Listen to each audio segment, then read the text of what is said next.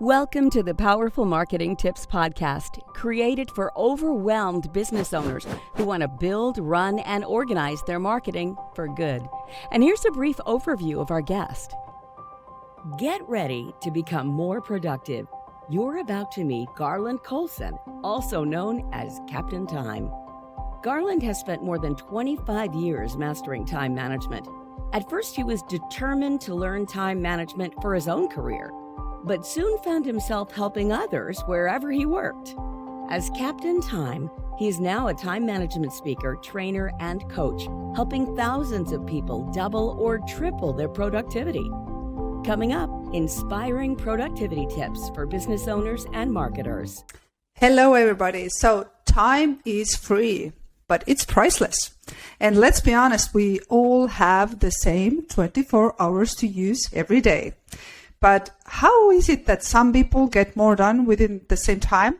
We all wish that we would use our time most effectively, but how to really do it? How to really become productive every day? Well, those are some of the most important questions, I would say, we dive into with today's special guest. Welcome, Garland. Thanks so much for having me, Mary-Lise. Thank you. So as a starting point, please share with us your own journey. How did you discover that time is your passion?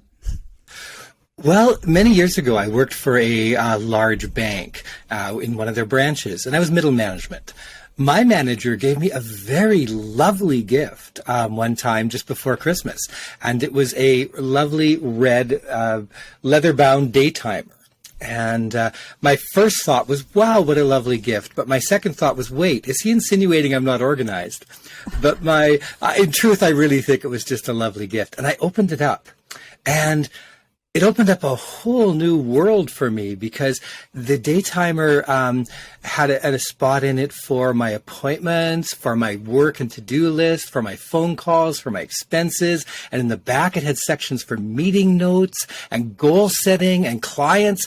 And the level of thinking that went into that just suddenly opened my eyes, and it made me want to learn more about it. So I started to read every book I could get my hands on, listen to every, well, back then, because I'm old, it was cassette tapes, but, while I was commuting in my car, I would continually listen to everything I could get my hands on for time management, because I really wanted to master this for me. It was something I really wanted to do for me. Wow, that's a great story. Just from somebody's gift, you really discover what is important. That's amazing. So I understand that, at least the way I see this, is that your mindset is a big part here, right? When it comes to managing yourself and your time, really. I keep saying to my own clients usually that, in marketing even, your mindset has to be stronger than your emotions.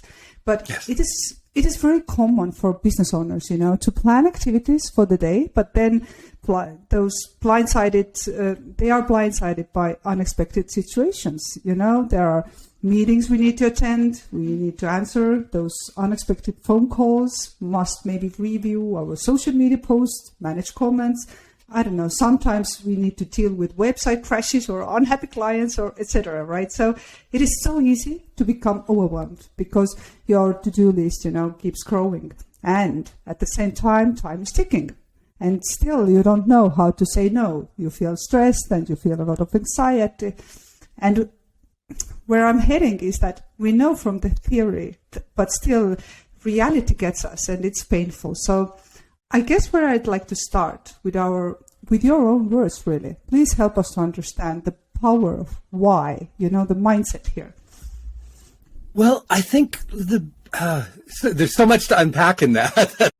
I know, sorry. Huge issue, and we could probably do a book entirely here. I know. But a couple things to remember, a couple things that came up when you're talking about is, remember, you are in control of your time. And we often feel we aren't. We think, my clients need this, so I'm not in control. My investors need this, so we feel we're not in control. And we are. Every day we make thousands of choices as to what to do next, what we're going to work on, how we're going to do things. So we make those choices. And so we can make different choices is one key part of it. And multitasking is a myth. It doesn't work. We can really only ever focus on one thing at a time. And focus is the real superpower here. Like, being able to focus and being able to not do multiple things. And we talk about emergencies coming up, like a website problem. Yes, if your website's down, of course you have to deal with it, or something like that. But we use that as an excuse not to have good time management habits, because that doesn't happen every day or every hour. So even if you could gain focus and work on really severe time blocks only half the time, you would still double your productivity. So it's a real important here to remember you're in control. Focus is the superpower, and having those dedicated blocks of time to work on your various projects is really the important part. And too often, many of us, so I am self-employed. I'm a business owner as well. And most of us came from an area where at some point we were paid by somebody else, and so we got paid just for working. I mean, we probably worked hard, but we got paid, the work was given to us. So as business owners, we choose the work, and too many of us have built kind of jobs for ourselves, again, instead of focusing on what's really important. So starting with the outcome. What is the outcome we want to achieve this week, this month, this year, over the 5 years? And then saying, how much time, what is my step-by-step plan to reach that outcome? And where's my dedicated time to reach that outcome? And you can still set aside a block of time for admin stuff or little stuff that creeps in and things like that.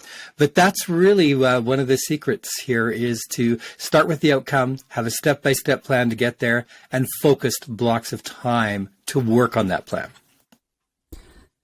I understand that, and I am totally on your side, and I agree here. But I see too often, people like, yeah, I understand it works for you, but no, Marilis, you can't understand. It doesn't work for me because I am too overwhelmed. I cannot put my phone away. I cannot focus for one thing. What would you say, somebody who says something like that? Well, and I coach people every week, right? So I deal with a lot of people that have those kinds of attention difficulties and these kinds of things. And then we dig into the real problems. Like, we'll dig into, okay, well, what are the problems you're having this week? What are the emergencies? Is there a way we can design your work so that it doesn't happen in future, so those emergencies don't there? Are there things that could be done by virtual assistants or by staff or something like that? Because it's a great way to grow your business to have the detail work done by other people. I mean, when you first start, you wear all the hats, you do everything. But as you grow and get more successful, well, then suddenly you say, well, gee, I shouldn't be the person who's answering all the support tickets every day, because I can easily hire a junior person who loves to deal with clients who can do that for me. So that's really a big part of it, is the overwhelm is because we haven't worked out our systems yet. And so systems are what make it happen. Think about exercise. If you want to exercise every day, if you make it a habit to go for a walk every day for 20 minutes, okay, that's a little bit of exercise every day for 20 minutes, gets you outdoors, gets you feeling better, and recharges you for your afternoon. And you can choose not to go for a walk, or you can choose to go for a walk. Once you've got that system and that habit in place, so I do a 20-minute walk every day, that's continual. So I don't come in first thing in the morning and look for emergencies or deal with emergencies. I do scan my email quickly to see if there's an emergency or things like that, but I have a set block of time. So for example, if my first hour of the morning is set aside for something like marketing, I spend that first hour in marketing. I don't do my email. I only do everything related to the marketing block. And then if my next block is product development or writing, then I do that as well. And I have a set block of time to deal with all the email and deal with the other things. So I have blocks of time for all of it. Everything gets done. All my clients get their emails back within one business day. But it's on my terms and my time, and the focus is really what does it. I get so much more work done. Like, my clients are often shocked when the next day I'll give them their report they wanted back, and then they say, well, how many? And they ask me to do do some research for them, and they said, okay, I'll give you a budget of 5 hours. And the next day I send them a report, and they say, well, how many hours did you spend? It's like an hour and a half, So I get stuff done in a fraction of the time it takes other people. And my clients do as well. Like my coaching clients have been able to double or even triple their productivity. So it's quite possible. And it's the systems that do this, okay? Having the systems in place to take care of everything. I agree with you here. And the way I think about this, it again circles back to mindset, because you should really work with your mindset to force yourself, for a while to work through those blocks of time, as you're mentioning. And another, I would say, mindset shift that a business owner should do is around delegating. As you mentioned, maybe you should hire a virtual assistant, or maybe you should really build some other systems. But too often we tend to think that, I will do this by myself because it takes too much time to delegate it, right? Yes, and that's a really good point. And many people are not that used to delegating if they haven't supervised staff before. And I know many of my clients struggle with that. And I always start off whenever, and the other problem too is you delegate something once and maybe it failed, like your virtual assistant wasn't able to do it. And so then you go, oh, if you want it done right, you have to do it yourself. So then you give up. And so the answer here it may not have been the right virtual assistant. They may not have had the right skills. Okay. You might have asked them to do a graphic design thing for you, and the design turned out lousy because they're not a graphic designer. Maybe they'd have been really good at data entry or something, or internet research. So, finding the right person. if I hire 10 people to work on projects for me, I will dump probably 8 of them in the first couple of weeks. So I test them. I pay them for all the testing I do, but I hire them, give them 2 hours of work, and then look at the output, and then decide whether to send them more work. So that's one of the things, is getting the right people. When you get the right person, suddenly it just takes off and it becomes amazing. The other thing is giving really good instructions. We usually don't give good instructions like, oh, I need a marketing campaign. Yeah. So what are the steps to that? What's your target audience? Who are you trying to reach? What product are we promoting to them? Is there a special price? Like, you got to give your people a little more to go on in these cases. The other thing is to start documenting everything. And I know a lot of people go, oh, documenting, that's horrible. Like, process documentation is a nightmare. But if you do this, then the next person who comes in, you can train them. So the first time you delegate, if you document how to do that, then if that person doesn't work out or they leave and you have a new virtual assistant, you can just send them the same documentation. And I have 2 big tricks for documentation that work really well. The first one is checklists. Checklists are the fastest, quickest way to document anything. Whenever I'm doing a new process, I create a checklist, not just for training, but even for me, to make sure I don't miss a step, to figure out what are the steps. How would I do this? How would I run a YouTube marketing campaign? How would I run an Instagram campaign? How would I, what's my 32 steps to creating a new video? And I have 32 steps to create a new content video, right? So I create these and I refine them over time. And now when I pass that off to another person to do, a checklist is really easy. And a checklist isn't that hard to create. It doesn't take much time. So that's my fastest way. The other trick I have for delegating and for process documentation is video. What I do is I screen capture what I'm doing and do a voiceover, and then I just pass that on to my virtual assistant. So I delegate a ton of my work. Probably 3/4 of the things I delegate have a little video attached showing them how to do it. And that video, again, goes into my training library. So again, over time, I've got hundreds of little training videos, hundreds of templates, hundreds of checklists on how to do things. So these things become very, very quick. And when I mention a 32 point to creating videos, that sounds like a ton of work, but I knock off those videos in a couple of hours. I get through all 32 points. So it's just making sure the steps are there so you don't miss anything. So. Yeah, those are very good tricks, by the way, about delegating. Thank you for sharing. Because, yeah, I love the checklist idea. And yes. Yeah, and I also use video myself, to send yes. those, let's say, to give input, right? It's so easy, to talk it to the video and just send it away. But for me, the way I see this, delegating is all about really good communication. You also said yes. that, the output can be only as good as the input is, really, right? and very clear instructions. And I've run into this myself. So, for example, excuse me. So, for example, I asked one of my virtual assistants to do some research for me, and she was working for me 10 hours a week. She spent all 10 hours that week on the research task I gave her. I wanted her to research for maybe about 2 hours and give me her best instructions, but I didn't tell her that. I just said, do this research. So you need to give them an estimated time frame. We'll spend a couple of hours on it, get me back the best information you can after 2 hours. Otherwise, they can blow through your entire virtual assistant budget right away. So very clear instructions, estimated times, and tell them what output you're looking for. I also do a test. So let's say if I have a task where, let's say I wanted someone to find me, speaking gigs for me to speak all across maybe North America or something like that. So I can go say, well, go out, find, here's my criteria for places I think or events I'd like to speak at. And here's my criteria, go out and find 5. And then they find 5 and I would look at them and I go, well, of these 5, these 2 don't really fit because they're looking for this kind of speaker and I'm this kind of speaker. So that's how you refine it. So instead of just telling her to go spend 30 hours finding me speaking gigs and finding out that only 10% of them are useful, you test the output continuously. And I know it seems to take more time, but by doing this, it refines. And eventually, you'll get those amazing superstar people, and I've had them working for me a few times, where you just kind of hand it to them and say, make it so. And they just go off and make it happen.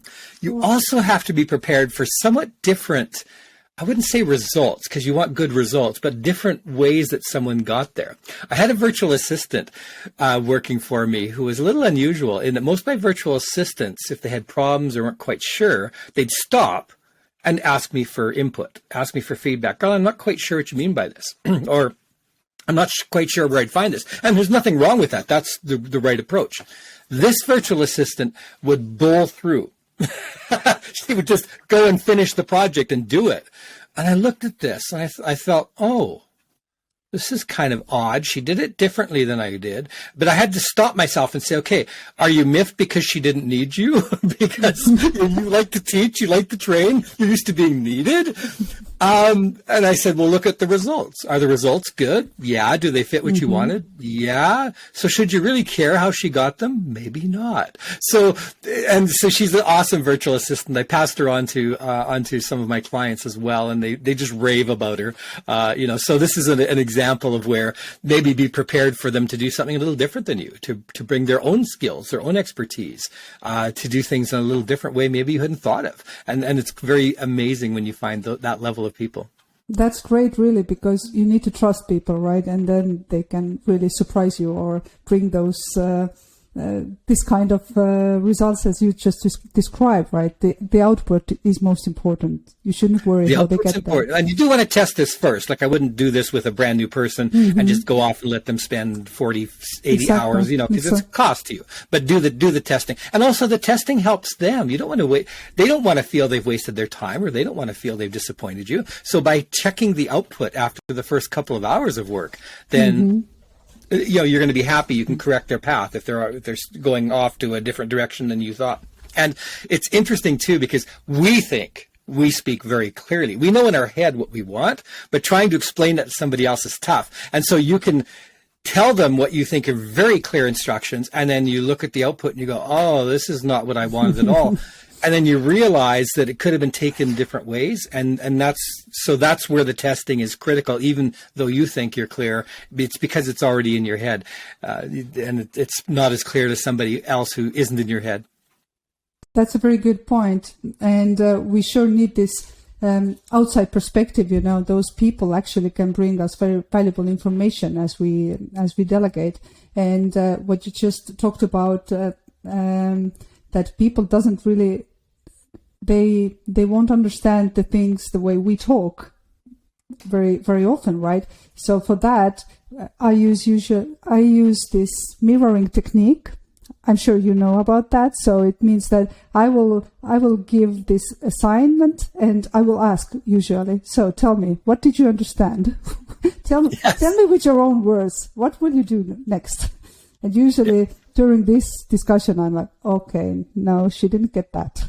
I will explain again. And it's a great way to do it. And it doesn't mean that they're they're not the right person, it means we may not be that clear in our communication. And when delegation fails, there's multiple reasons it can fail. Usually it's communication coming from the owner. I hate to say it. It's often not the person. If the person's given clear instruction, they can often do it. But sometimes it's not the right person, maybe not the right skill set. Or in some cases, they're just not, I've hit a lot of people who just are not very good at working, or their skill levels aren't there. But it's usually the communication from the person delegating. So I know. That's strong. So we talked about focus, and we need to dedicate certain time slots, right?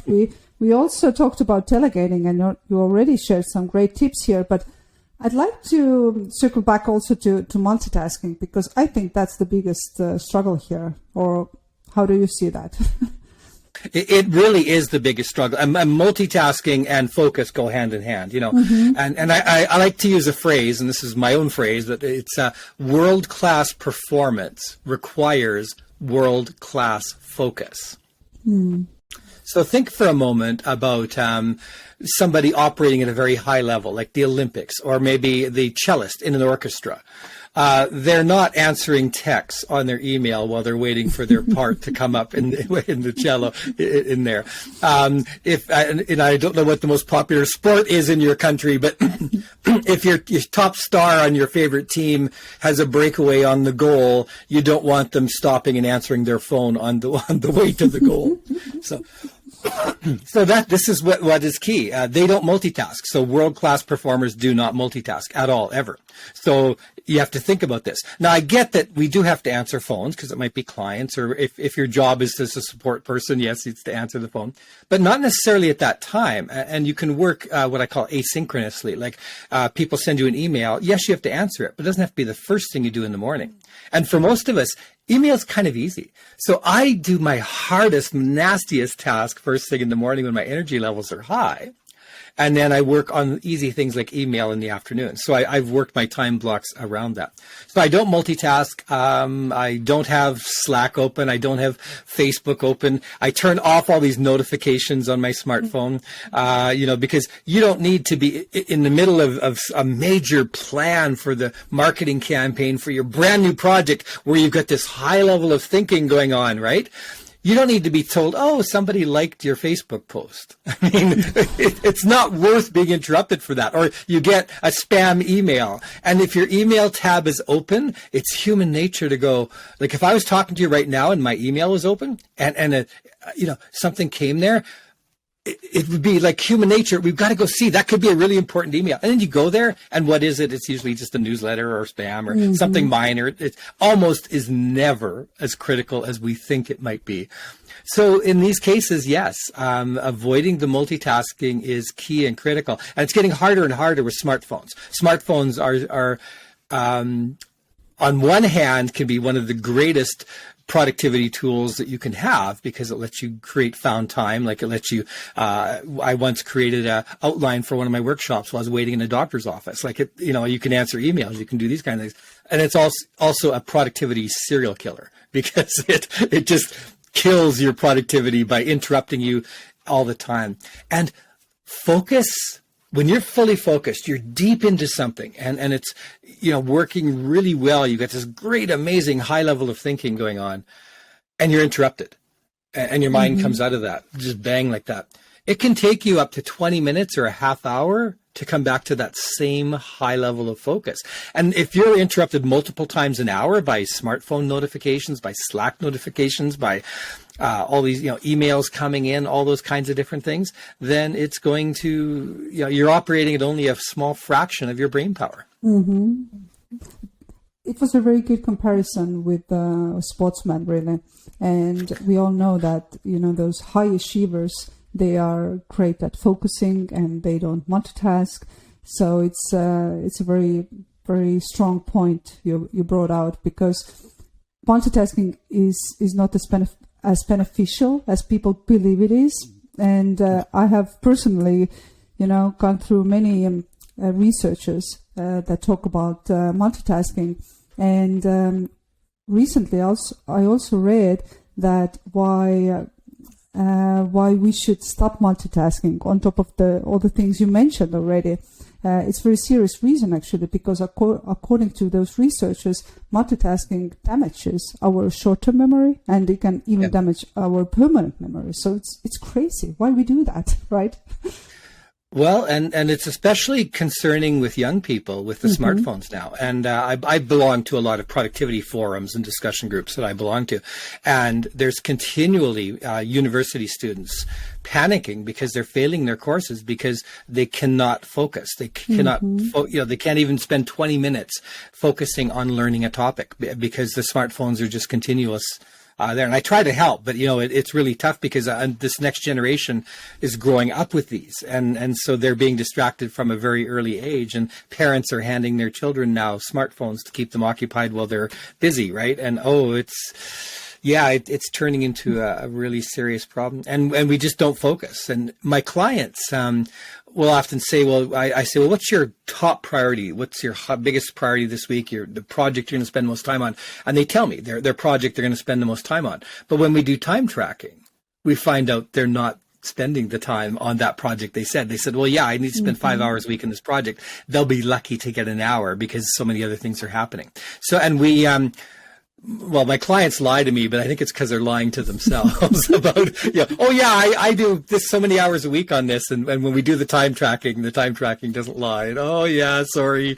you're not really doing that, right? It's kind of like when you're lying to your doctor about your blood sugars or your, or your weight or something. The scales or the blood tests don't lie. They tell you what's really going on. And similarly, the time tracking does the same thing. And my clients are quite shocked when they look at the time tracking and go, really? Like I'm only spending 5% of my week on marketing. I thought it was much higher than that. So, and I said, and that's why the income is drying up because you're not putting enough time into your marketing. So exactly. How can you expect, amazing results and everything to happen when you are actually not concentrating and focusing on doing those things, right?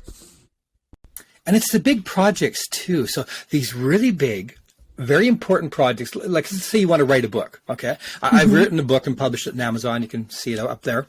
But, how do you write a book and how do you find time to write a book? Because how many hours are going to take to write a book? It sounds crazy. But if you spend an hour a day, you'll have a book done in a few months. Like it doesn't take that long. Like people think it takes much longer than what it does.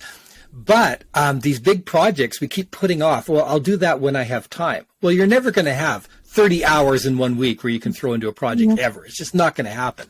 So this is where an hour a day, a half hour at a time, setting a timer for 30 minutes and working on it, which is the Pomodoro technique. This is where just doing that regularly on a big project gets it finished. And that's what, and most of us come to the end of it and like, oh crap, that's due in 2 days. And then we throw a whole bunch of time in it, and then we get really bad results. And people say, well, I work best under pressure. And the truth is people do not work best under pressure. What it does is the pressure just finally forces them to actually invest the time to get it done, but they're not doing their best work at all. And you also lose the opportunity to let your mental back burner work on it, like be thinking about it. So if I start a project today, let's say if I was going to come up with a brand new workshop today, so I come up with a new topic idea. Well, when I go for my walk, suddenly, I could do this on that topic. So then I might take a note in my smartphone to make sure I don't lose it. And then a few days later, another idea might come up while I'm exercising or doing things. So your mind is working on it even when you're not actively, and you get much better results. Plus you can ask people, you can do research, you can pull more things in. And so you're not just scrambling in a couple of hours to throw a report together that is not very good. I agree. Well, I would say that even 15 or 20 minutes is better than nothing, right? Because progress is better than perfections, right? So it is important to remember that we actually never find this 30 hours, as you mentioned, on your week, because no. Yeah, it is unrealistic, really. So that's a very good thing to keep in mind here, I think. Yeah.